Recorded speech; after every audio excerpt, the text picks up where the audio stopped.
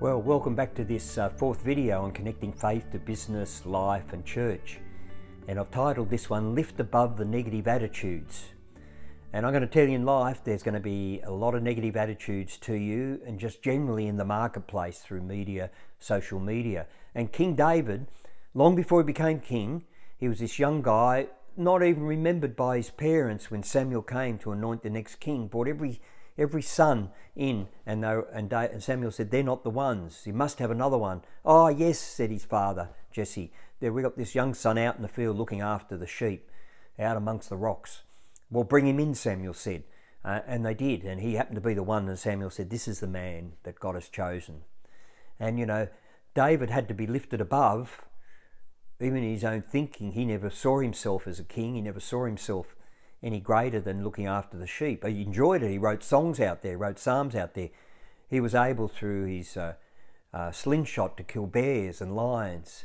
But what you need to understand, he was being prepared in those early years and through all those times, ready to become a great leader and warrior of the nation.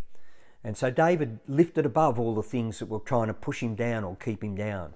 And he was able to be lifted above by his family who didn't see him as anything. King Saul, who never saw anything much of him, wanted him because eventually King Saul saw him as a threat because he had known that he was anointed to be king over Saul one day. And King Saul wanted his own son to be that king, but that wasn't God's plan. So David was being prepared amongst the rocks in the field, what we would regard as difficult times. He was being prepared by a limited family who didn't see much potential in him.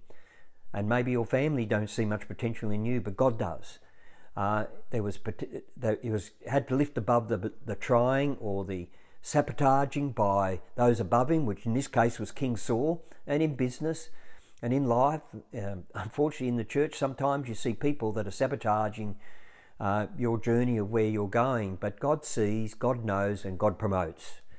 And his whole background, in a sense, was against him. His youthfulness, he was young, and his inexperience, perceived inexperience by those above him, till eventually it came to the fore when he came out and was the only one who could kill Goliath, and he was the only one who eventually could unite a nation. And in chapter 7, 2 Samuel chapter 7, verse 28, David was anointed king at that point in time, but it was years before he actually became king. Yet he was on the road to taking the throne. He worked his way through the dangers and hardships. That was preparing him. He expected God to show the way because he'd already been in relationship with him through writing songs about God and praise and worship songs.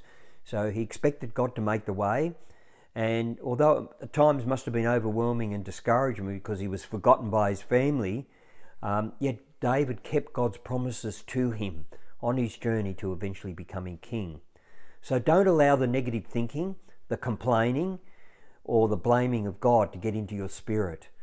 God's in control, and as much as the journey may not look like it's going anywhere for you, in the end, if we're obedient to God and know we're on the path that he's called us to be, and that's what we need to find out, then he's going to bring this to fruition, not in our timetable, but in his. David remembered and trusted God for his promises, and you can look at that in chapter 7, verse 28.